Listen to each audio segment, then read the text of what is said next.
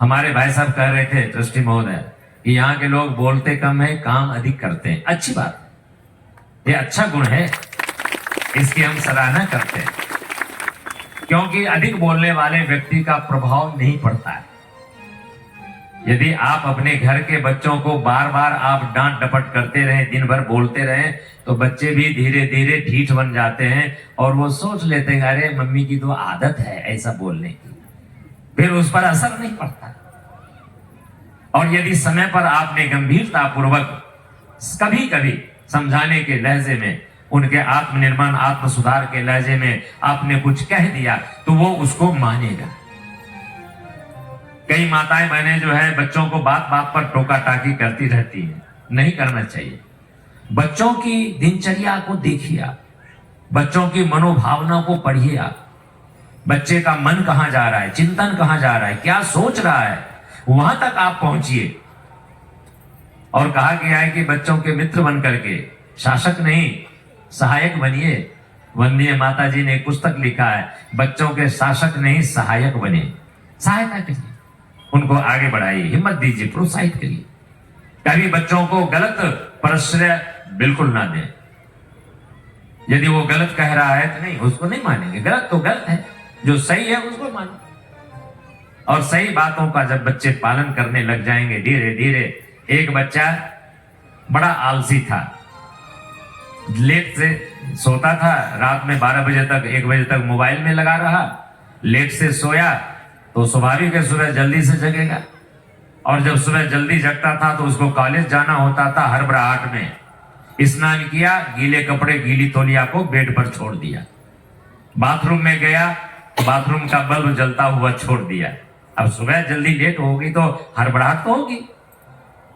अब ऐसे अस्त व्यस्त था। उसकी माँ उसको बार बार टोका करती थी, अरे बेटा नहा लिया तो तौलिया तो कम से कम सुखा दो धूप में, और जब तुम सो रहे हो, पढ़ नहीं रहे हो, तो लाइट क्यों जल रही है, लाइट ऑफ करके सो। और बाथरूम से जब नहा के निकल गया तो बाथरूम की लाइट क्यों जल रही है, उसकी लाइट ऑफ करके आओ, बाथरूम का दरवाजा बंद करके आओ। तो माँ उसके पीछे लगी रहती थी। बच्चा ऊब गया, परेशान हो गया, लेकिन माँ है क्या कहें, माँ का आदेश है, पालन भी करना है। तो फिर धीरे धीरे धीरे धीरे वैसा करने का उसका अभ्यास हो गया। अरे बेटा ये मेज है, उसको इस जगह सही जगह पर रखो, ये कुर्सी है उसको सही जगह पर रखो, तुम्हारे ड्रेस है इधर उधर आते हो खोल करके कहीं भी रख देते हो, उसको सही जगह पर रखो। सुव्यवस्था, जो दूसरा है सुव्यवस्था बच्चों में।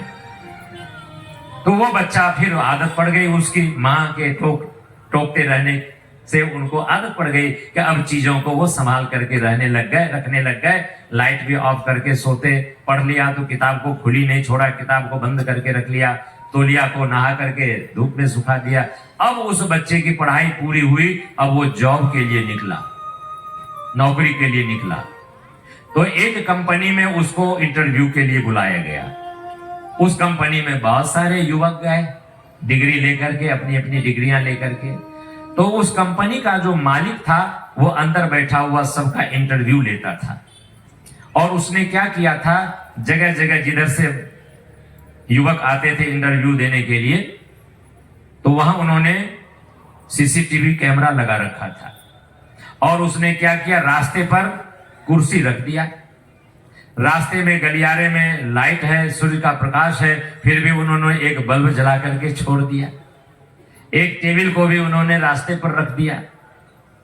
तो बहुत सारे युवक गए इंटरव्यू देने के लिए। जब उनको बुलाया गया उसका नाम लेकर के, तब वो गया, लेकिन किसी का ध्यान इन चीजों पर नहीं गया। जब उस युवक का नंबर आया जिसकी मां उसको टोक टोक करके सही अभ्यास करा दिया था, जब वो इंटरव्यू के लिए बुलाया गया, जो भी लोग पहले जाते थे उनका सारा रिकॉर्ड और उनकी डिग्रियां देखी जाती थी और उनको बोल दिया जाता था कि आप बाहर बैठिए, इंतजार करिए। और इस युवक को जब बुलाया तो युवक सोचता है कि ये तो मेज रखने की जगह है ही नहीं, यहाँ क्यों मेज पड़ा हुआ है। अब माँ ने अभ्यास करवा दिया था तो मेज को सही जगह पर साइड में कर दिया। आगे बढ़ा तो कुर्सी रखी हुई, अरे भाई कुर्सी कौन रास्ते पर छोड़ दिया, कुर्सी को अपनी जगह पर रख दिया। आगे बढ़ा तो देखता है कि बल्ब जल रहा है। भाई दिन के समय बल्ब क्यों जल रहा है, बिजली खर्च हो रही है। माँ ने कहा था, उसने बिजली को ऑफ किया। इंटरव्यू के लिए उस कंपनी के मालिक के पास पहुंचा और उस मालिक ने कहा कि अब ये बताओ कि तुम ज्वाइन कब कर रहे हो। तो उस युवक ने कहा कि श्रीमान जी, हमारे पहले तो ना जाने कितने युवक आए इंटरव्यू देने के लिए, आपने उनसे काफी देर तक इंटरव्यू में पूछताछ भी की और मुझको आते ही आप कह रहे हैं कि ज्वाइन कब कर रहे हो, मतलब क्या हुआ। बोले बेटा, हमने सीसीटीवी कैमरा लगा रखा था और हम अपनी कंपनी में ऐसे व्यक्ति को चाहते थे जो सुव्यवस्थित जीवन जीना जानते हो, उसको चाहते थे। बहुत लोग आए लेकिन मेज वहीं पड़ा रहा, कुर्सियां वहीं पड़ी रही, बल्ब भी जलता रहा, किसी का ध्यान नहीं गया। एक तुम है जो इन बातों का ध्यान रखा। अब हमारी कंपनी की भलाई तुम्ही से हो सकती है, इसलिए तुम इस कंपनी के मैनेजर। उस युवक को बना। बच्चों, कभी भी माता पिता की बात को बुरा नहीं मानना चाहिए। माता पिता अपने बच्चों के लिए हमेशा उसकी अच्छाई के लिए ही कुछ कहते हैं, उसका पालन करना चाहिए, कभी बुरा नहीं मानना चाहिए।